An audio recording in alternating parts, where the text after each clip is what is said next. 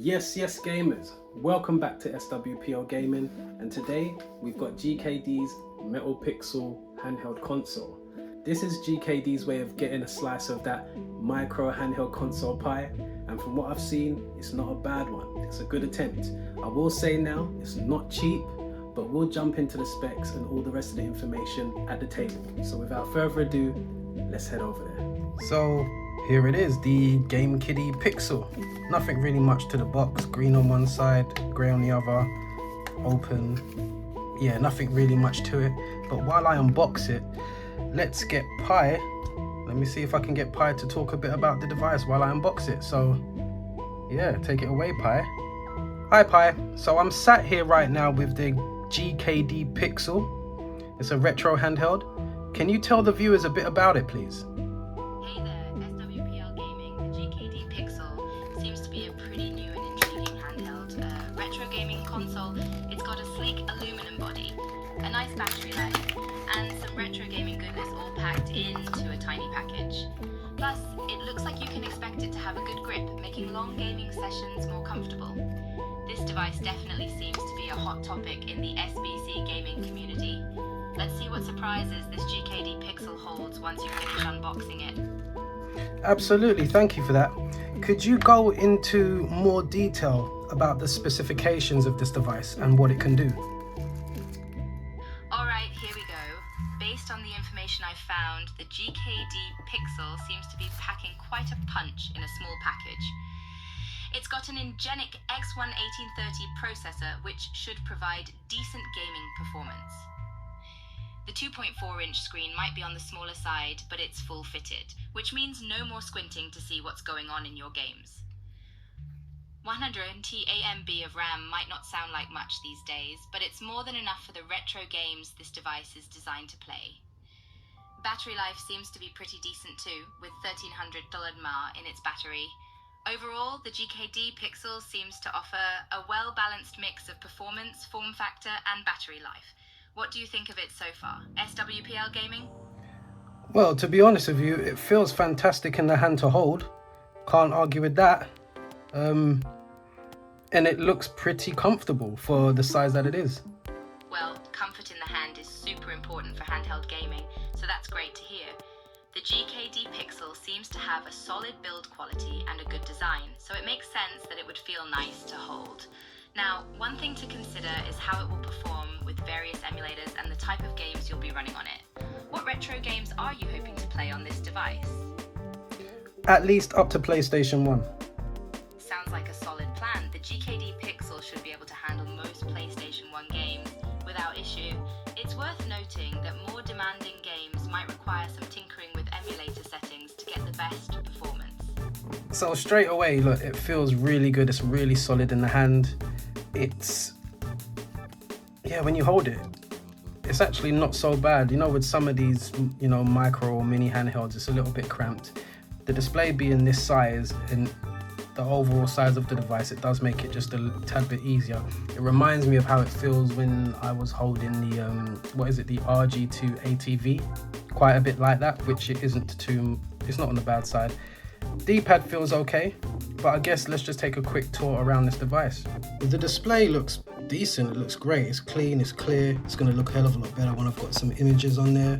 The external action buttons, D-pad, start and select buttons, they look decent enough. Should be fine to do fireballs on. A little bit on the clicky side though, I will say that. Start, select, nice clicky, very tactile feeling. A, B, X, Y, XY, decent enough push, not so bad as well. And the distance from where it is here, there's a little bit of give in there as well, but they seem as if they're going to be comfortable, so I don't see that being an issue. So while we're on the side, let's talk about it.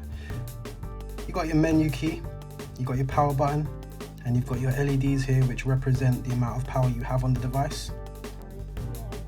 On the other side, you got your volume rocker, plus and minus, and you also got your TF card slot right here. And if you can see, it's almost like a finger cutout, and you literally just, to get it out, you just press it and it may ping your SD card out.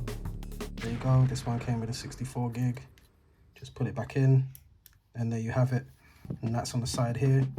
At the top, you've got your trigger buttons, R1, L1, R2, R2, and they feel fine, what you would expect from a device this size. At the bottom, Type-C charging port, possibly data port, not sure, not tested it.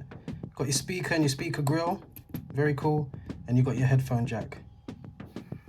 At the back, I really like the back of this device. You've got Pixel written here, model information, and you've got these sort of lines and grade, like a type of, you know, texture here, which obviously allows it to feel more comfortable in the hand. You can feel that. That's pretty good. Overall, I actually like the design of this. Love the fact that it's a metal shell. Gotta get them metal shells. So yeah, that's a bit around the device. But let's briefly just compare it to something. So first off, we'll compare it to the RG Nano. In terms of build quality, just as good. It obviously looks better, bigger display. What else can we compare it to? The Miu Mini is quite a bit smaller than the Miu Mini for sure.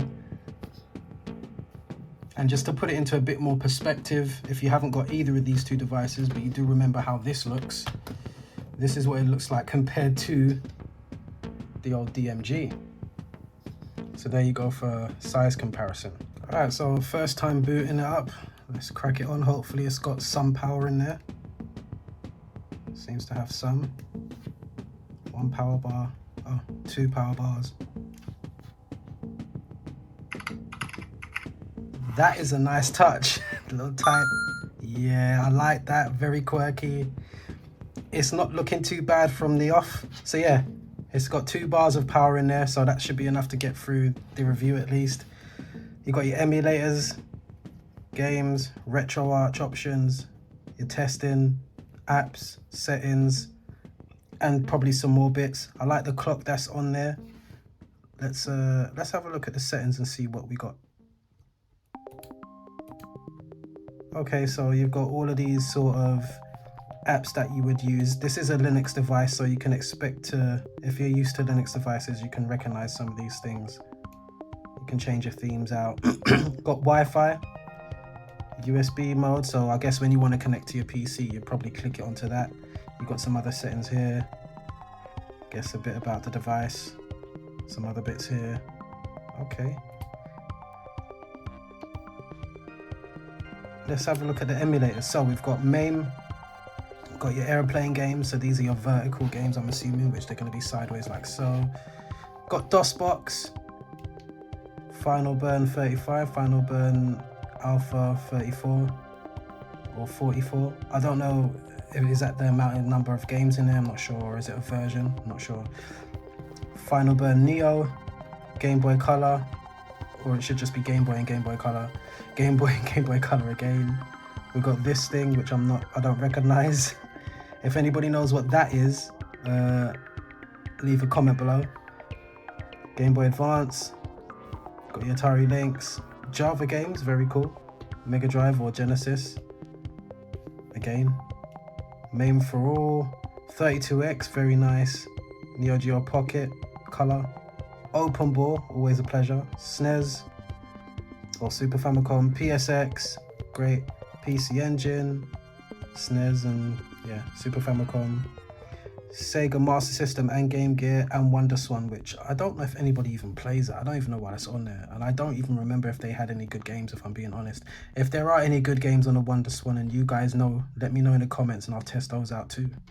But let's just dive into it and have a look and see what we got for PSX. This could possibly be the new mini handheld king, you know. It just looks really well built. It feels well built, sturdy, durable. Let's test out these fireballs then. Straight away, easy. Let's see if I can work it into a combo. Yes. Hurricane kick. Dragon. Yes, easy. Light work. Come on, Zanki, if you're not feeling it today.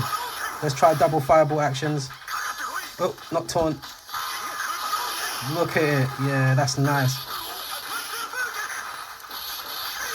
Alright, I think that we should have a, between us retro reviewers, we need to have a Street Fighter competition, surely, man.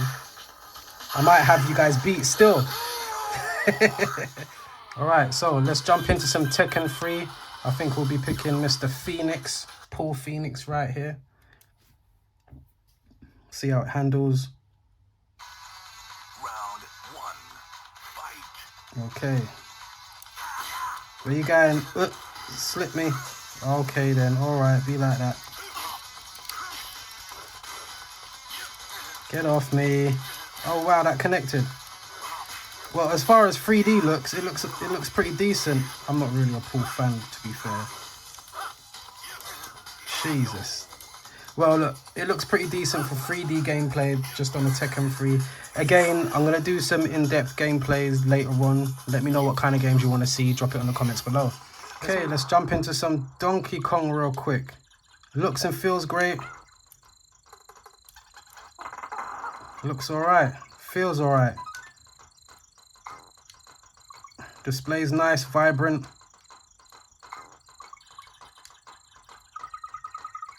Doesn't seem to be any sort of lag. It's playing at full speed. I should have had the thing there, but I don't know how to set it.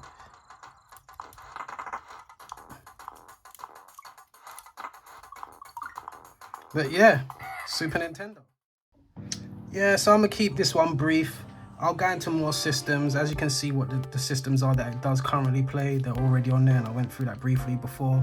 But I'm going to take some more time later on to just go through some more of those systems. It looks and feels great for the size and for what it is. I love the design. It's a really, really well built device. It feels great. It feels sturdy, strong to hold. I don't have any complaints about it, to be fair. Yeah, guys. It might be worth picking one up if you like mini devices like I do. These are great to carry around, nice, easy, pocketable and portable. I'll leave a link in the description below so you can grab yourselves one and you can get more information. So guys, thanks for watching the video. Don't forget to like, comment and subscribe, and I'll catch you down the road. Take care, stay safe and peace.